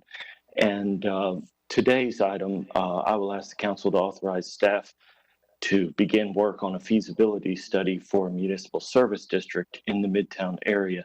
And a brief word of background, the Midtown area continues to see significant redevelopment, and I want to make sure that businesses in the district have access to services and infrastructure that will enhance their success and maximize their benefit to the community. I've had a number of informal conversations with some key stakeholders in the Midtown area about support for the establishment of the MSD, and I've gotten some initial positive feedback. At this stage, nobody's committed to anything except having a conversation. And as such, I'd like to ask that the city manager work with staff in budget and management services, the planning department, and the city attorney's office to complete a feasibility study on potential rates, boundaries, and services for the municipal district. Generally, based on the conversations I've had with the community, there's interest in enhancing transit linkages between downtown and midtown, advancing strategic infrastructure projects, and facilitating coordination and business development in the area. I've shared a general geographic consideration with the staff in advance of making this request, the focus being the businesses adjacent to the I-440 Beltline, bounded by Lassiter Mills, St. Albans, Wake Forest, Bush Street, New Hope Church Road, Atlantic, Hodges, Waketown Drive, and Six Forks. My intent is for the staff to identify where enhancements to services within this area are needed, are needed for Midtown's commercial developments, which will limit to the extent possible the impacts of creating the district on the area's residential properties. And finally, I'd request that while the work on the feasibility study is being accomplished and in conjunction with bringing back a feasibility study to the council, that staff identify other financing tools that could be used in conjunction with an MSD to achieve the goals that I've just spoken to based on the feedback that I've gotten from the community. So that said, my motion is that we authorize staff to begin work on a feasibility study for the Midtown MSD. I'll be happy to answer any questions. Thank you. Yeah, so that has been seconded by Councilmember Knight. Does anybody have any questions for Councilmember Buffkin? Councilmember Cox had his hand raised, and then Councilmember Mayor Pro Tem Stewart. Yeah, I'm happy to support the motion, but I would like to get clarity on why we need an MSD for Midtown. As I understand it, typically we form these MSDs to help areas that need help. And the last I knew, Midtown was doing quite well. So I would like to get information about the purpose and the motivation of the MSD. And if we're going to be taxing people to support an MSD, what are our expectations for those taxes? I think that would be the feasibility study would determine, if I'm not mistaken. Well, yes, that's right, Mayor, and I think Mr. Cox raises a good point, and the conversations we've had up to this point have begun with acknowledging that this MSD is going to be different than the other MSDs in the city, the Hillsborough and downtown. Midtown is doing quite well, and there's things that MSDs can do that probably don't provide a lot of value in the Midtown area. But where Midtown really has some special needs and where we see the opportunity for enhanced services is around infrastructure. And those are all things that have been vetted and recommended and included in the Walkable Midtown Plan. It's expanding sidewalks in conjunction with green infrastructure. It's dealing with some of the stormwater and drainage issues in the district. It's transit-oriented development and providing a higher level of service in terms of infrastructure projects being prioritized and completed more quickly. And the MSD provides an opportunity for us to use funding that we hope, if we can reach consensus on this idea, that the folks who would be impacted financially would be raising their hands to volunteer that tax be put on them, because they'll end up getting more back in return in the form of enhanced services than they're spending on the additional tax. So it's a good question. I can't completely answer it today, but I hope that helps, and thank you. Thank you. I'm sorry, Mayor Pro Tem Stewart. Thank you. And thank you, Councilmember Buffkin, for bringing this item before us. And as you and I talked offline, I completely agree with the goals behind this of figuring out ways to get the Midtown Plan funded and seeing it come to fruition, especially the pieces that have to do with the floodplain, as we talk about the waterfront park and how we can better make that area more resilient in future situations. That being said, I am skeptical that an MSD is the step forward, but I appreciate that you are going to ask staff to do the feasibility piece of this and look at other ways that we could possibly get this on the ground. So whether that's other funding tools that we haven't considered outside of an MSD, but I also know that we have planning staff who are looking at specifically the waterfront piece around the floodplain section. So just to kind of encourage staff to think holistically about how do we get this plan into fruition, whether it be an MSD, whether it be other financial tools, whether it be non-financial methods to move forward. So just wanted to kind of highlight and emphasize that, and thank Councilmember Buffkin for bringing this forward. Okay, thank you. Councilmember Branch. Yeah, as well, I'm ready to hear more information about the MSD and what it can do. I just want to make sure that we're not looking at the have and have nots. As Councilor Cox pointed out, MSDs are kind of been placed in areas that we were trying to uplift, but a lot of when it comes to infrastructure, even in those areas, the city still covers, the city still pays for, and the MSD is not paying for those infrastructures. So I would like to, if staff can give examples of roles of MSDs, that'd be helpful too, as well as I think the state charter, because I think the state has to be involved in approving an MSD if I'm not, if I'm correct. So I look forward to that and just hearing more. And we just did one on Blue Ridge, so we can kind of compare the Blue Ridge corridor to this area in a way and maybe see what similarities we have. But again, I support the motion to get the information. Well, and also if we're looking at a feasibility study, I mean, what I also expect is we'll look at what other communities have done, our peer cities, to move forward infrastructure improvements or not. I'm sure there's a lot of ideas out there, and I appreciate Councilmember Buffkin bringing this up. So thank you. Okay, next, Councilmember Ford. Good afternoon, everyone. Got a couple things. First and foremost, I want to thank my colleagues and the staff and everybody for the support during the passing of my dad. Today would have actually been his 84th birthday, so it's a mixed day. Second, I want to echo the sentiments of happy holidays for everyone. I hope everyone has an enjoyable holiday. And third, Councilmember Cox kind of stole my thunder, but I did want to ask the city manager to provide us an update on the status of the disparity study. I did notice today in our consent agenda, we had a number of contracts that were approved, but we didn't really have a high level of minority participation. I think we had one where we had about 50% participation, which is great, but a number of other ones moved through without any participation. So if we could just kind of get an update in terms of where we are with that study and some of the things that we can be doing as a council to try to get more participation with minority businesses. Look forward to doing more of that in 2022. So your question is very timely, Councilmember Ford. The internal kickoff meeting with the consultant with staff is scheduled for this Friday. So we will be beginning work very soon. Okay, excellent. Thank you. I was just reminded that we have a motion and a second. I did not call for the vote on Councilmember Buffkin's request. So we have a motion and a second. All in favor, please raise your hands.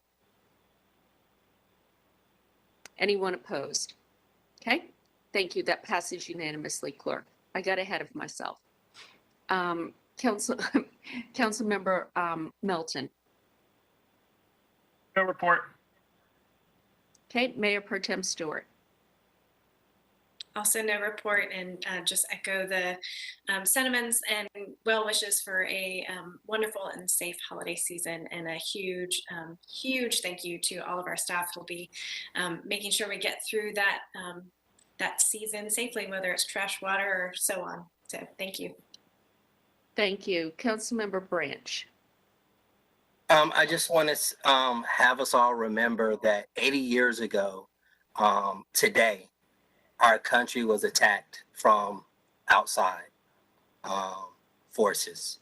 And as we go into this holiday season, let's remember those lives lost there, but let's remember those lives that have been lost over the last couple months and years with COVID, and families that have been touched, and those that have lost just that are not with us this holiday season. And hug the ones that we hold dear.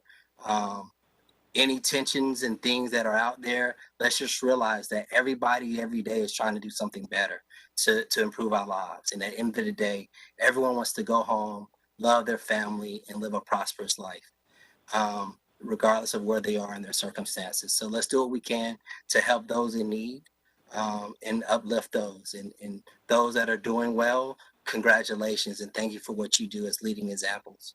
And as you celebrate whatever holiday you celebrate this holiday season, I wish you a very merry one, a very holy one, and a very great one. That's all I have. Okay, thank you very much. I have a couple of things. First off, I want to thank the Downtown Raleigh Alliance and Wake Tech They just put up Illuminate in the plaza, our downtown plaza. If you haven't been, please do. You can also see from there the lighting of the holiday tree in a menorah. And so I want to thank DRA for really being the organization pushing and moving us forward and bringing forward some things to celebrate. I also want to thank our staff and the DRA. The skating rink has been a huge success. And I think the vision for that, moving it to Red Hat, it's been incredible.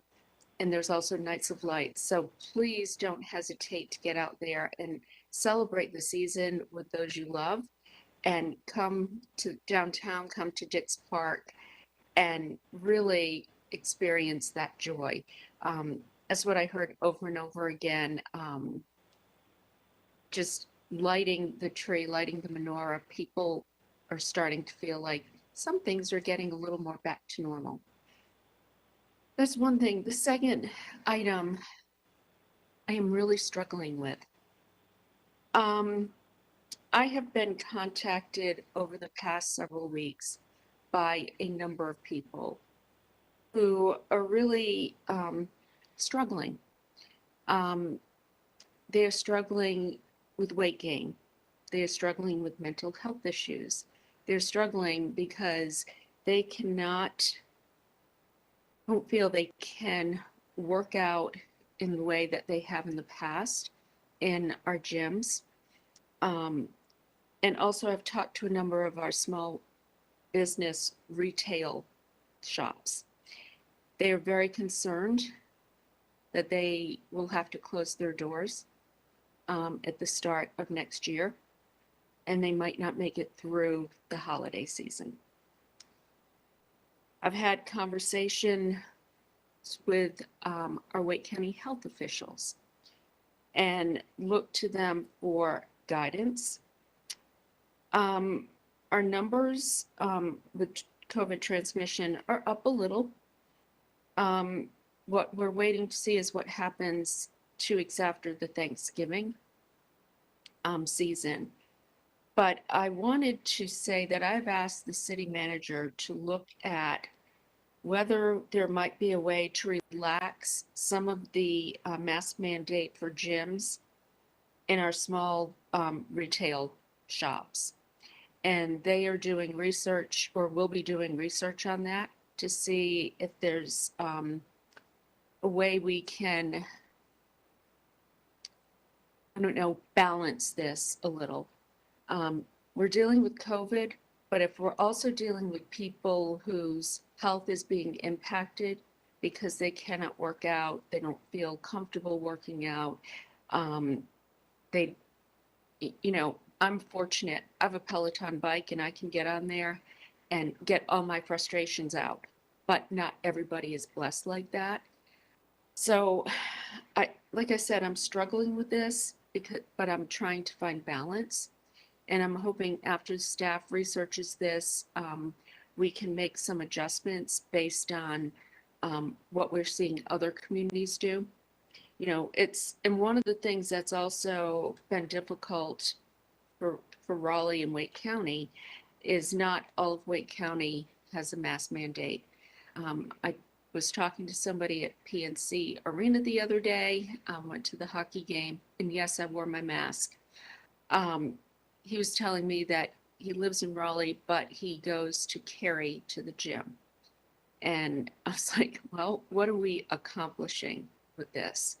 So I want staff to do a little research and potentially come back to us with some ideas on how we might adjust the mandate. If I make that decision, I will talk to all of you beforehand. But I think that's where we are, and we'll be looking for more information from staff.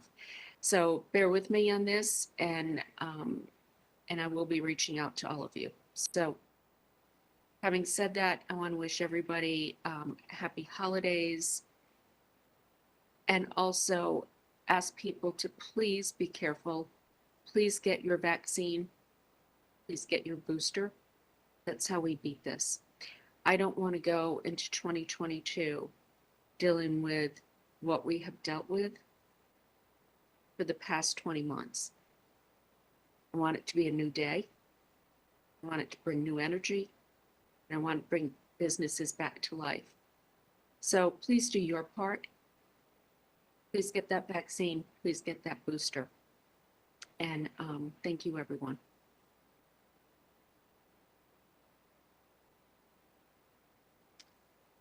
Okay. Next, we go to appointments.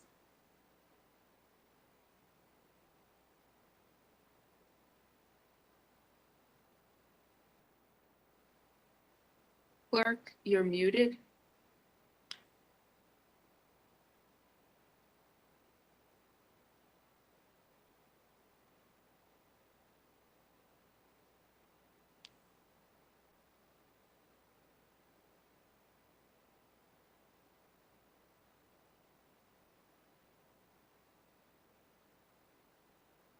Gail, I think you're clear now. Go.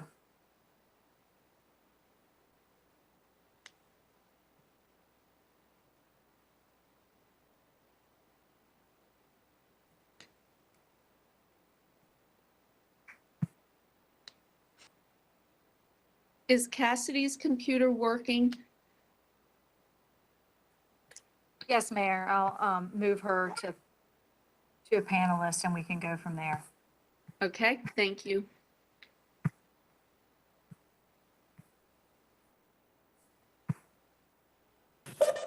Looks like it's my time to shine today, unexpectedly. Wish I'd done my hair, but okay, I'm gonna give a stab at this. I'm not sure if Gail's coming over here or what. Okay, so appointments. We have Appearance Commission. We did not have any vacancies, or I'm sorry, we did not have any. Would you like to continue, Gail? Or? They told me to come and use that on yours. I'm gonna let Gail step in, okay? She took away my time to shine. Cassidy, and let that be a lesson that every time now we have a meeting. Gotta do my hair. You look fabulous. Does that mean I have to do my hair too? Yes, and we will watch that one. Okay, the first item under appointments is the Appearance Commission, and there is one vacancy for a regular member, but I've just learned that this vacancy needs to be filled by the county of a person in the ETJ. But the county always asks for recommendations from the city council on that. So we do need a regular member on the Appearance Commission. The person has to live in the ETJ. So if you have any recommendations, we will forward them to the county for their consideration. All right, thank you. The next item is the Appearance Commission. Again, you have 4 vacancies, and these are for alternate members. As we discussed briefly at the last meeting, these alternate members are a little bit different than regular alternates. They serve as a member of the 15-member commission on all of the issues. They vote and everything with the exception of issues that are quasi-judicial, which at that time, the 9 regular members would vote. An alternate member would step in if there was a conflict or a problem with the regular member. So we are in need of 4 alternate members on the board of, on the Appearance Commission. Next item, the Fair Housing Hearing Board, you have 1 vacancy. We did not receive any nominations on that. The next item, let me make sure I think I'm going too fast here. Excuse me, the next item was the Arts Commission. Appointments to the Arts Commission. You have 2 vacancies, Netta Escamel and Carl Wilkins, both that received 6 votes, so would be appointed. The next item is the Bicycle and Pedestrian Advisory Board. There's 1 vacancy. There were no nominees. The next is the Fair Housing Hearing Board. You have 1 vacancy, and there were no nominees there. The next is the Hispanic and Immigrant Affairs Board. you have one vacancy. Philip Lynn received 2 votes. Kathy Rivera received 6 votes, so would be appointed. The next is the Human Relations Commission. 1 vacancy for a youth member. There were no nominees as of yet. The next is the Human Relations Commission. You have 2 alternate members, or 2 alternate vacancies. Judy Tarf received 7 votes, so would be appointed. So that leaves 1 alternate for consideration. The next is the Raleigh Transit Authority, 1 alternate vacancy. Kendrick Martin received 5 votes. Christopher Pereira received 3 votes, so Kendrick Martin would be appointed. So I think we're full there. The next is the Stormwater Management Advisory Commission, 1 vacancy. There were no nominees. So if you got to get out and find us some nominees here.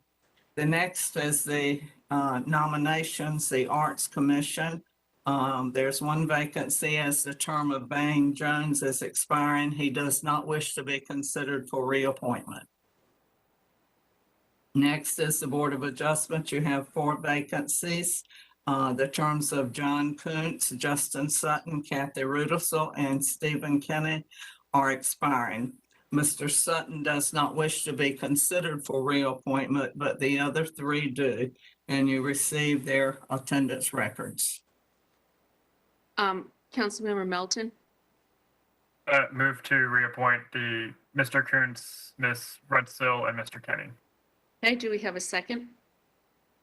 Councilmember Buffkin is seconded. All in favor, please raise your hands. Okay, anyone opposed? Councilmember Knight, was that a yes or a no?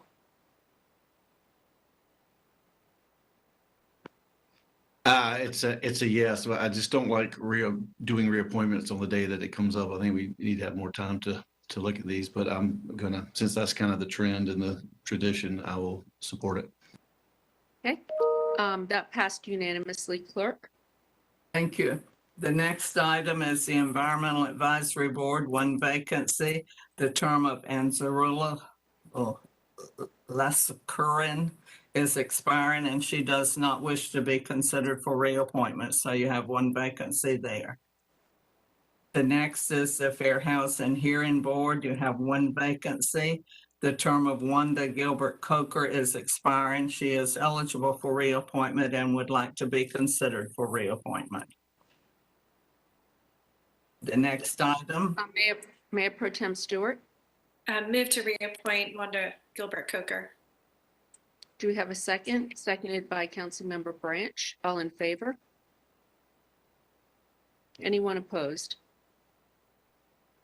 Thank you.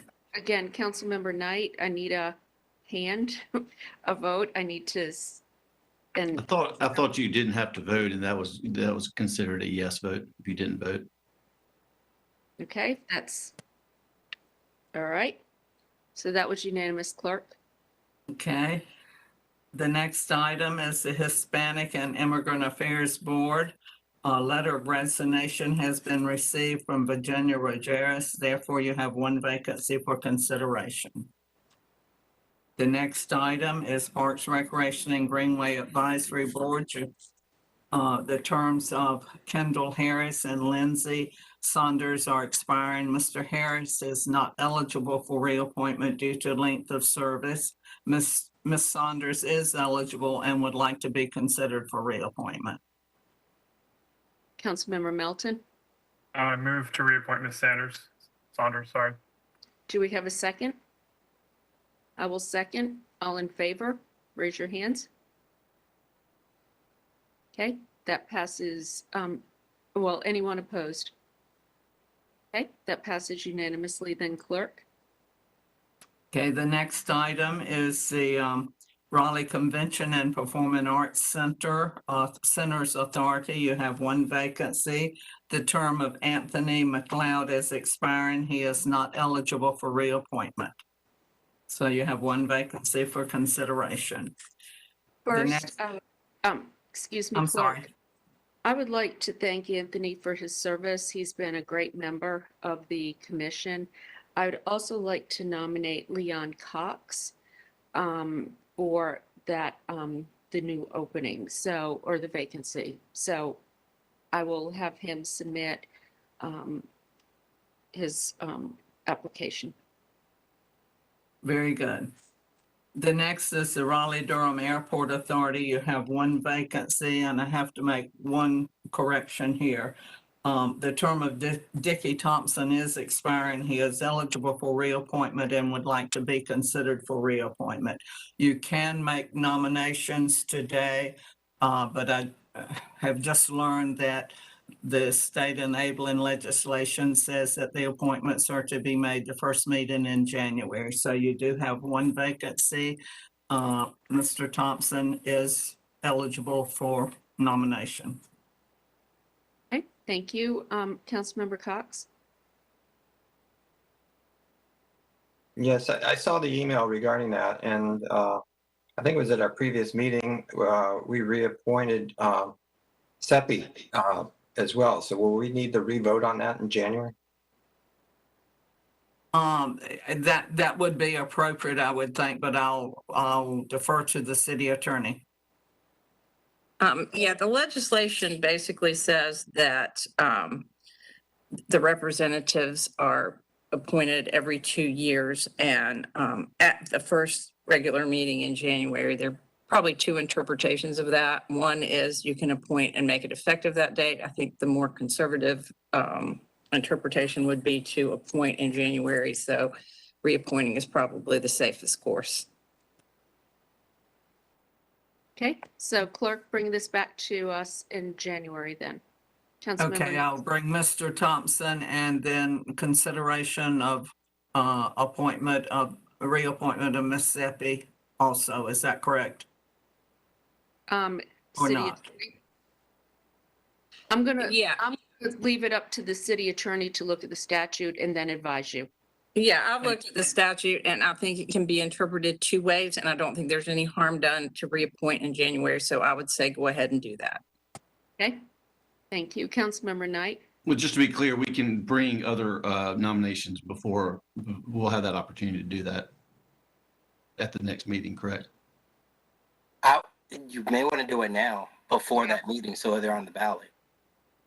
The ballot is going to be. I'm not prepared to, but I guess I can just forecast that I will most likely be bringing another nomination forward. And then I have a second question, Madam Mayor, for Madam Clerk, or maybe the attorney. Are there term limits for this commission or board or authority?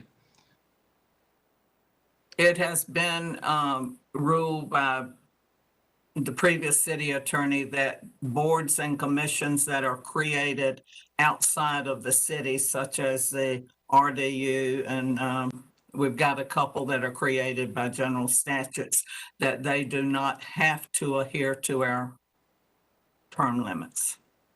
Such as the Centennial Authority. Yes. Yeah, for example. So, Madam City Attorney, I'd like to see that, I don't know what that is. If it sounds like it's our interpretation of state legislation, or it's. There's a state statute that governs this. But she just said that it's we can decide. So I'd like to see that if you'd send me what we're basing that on, if you don't mind. Thank you. Okay, we will provide you additional information at the next meeting. The Raleigh Transit Authority, one vacancy for a regular member. The term of Brian Burnett is expiring. He is eligible as far as length of service. However, at this point, I have been unable to contact him relative to his attendance record, as well as whether he wanted to be considered for reappointment. Councilmember Branch? I actually called and spoke with him, and we talked yesterday. He said he was going to reply back to your email, Madam Clerk. So okay. I don't know. He said he does want to be reconsidered. I also asked him about his attendance and attending the meetings, and he said he will be attending meetings and things. I think there were some issues when they switched to online or whatever, but we did address that matter as well. So I would move to reappoint Brian Burnett. Okay, we'll just leave it as is now, and I will report his response at the next meeting. Oh, because he has not formally responded to the clerk. We had a motion in 2 seconds, though. But you have a motion in a second, so. Wait a minute, I'm going to go to Robin. Say that again? So the appointee has not talked to the clerk to let Right. him know that he would like to be reappointed. Councilmember Branch has spoken with him, and he said he does want to be reappointed and he will start attending meetings. My question is, there was a motion in a second, but the clerk said basically, after I hear from him, we'll vote on this, but there's already a motion in a second. What would be the appropriate course of action? You can vote now or you can wait, whichever one you would like to do. I'm sorry, I wasn't quite understanding the question. But if you're comfortable that he's wants to do it and is going to come to meetings, then there's a first and a second, you can do that, but you can also wait if you'd like to. Either one is fine. So Councilmember Cox and then Buffkin. You're on mute, sir. Sorry. Has there been an issue with attendance? Yes, the 21 meetings held, he's attended 7.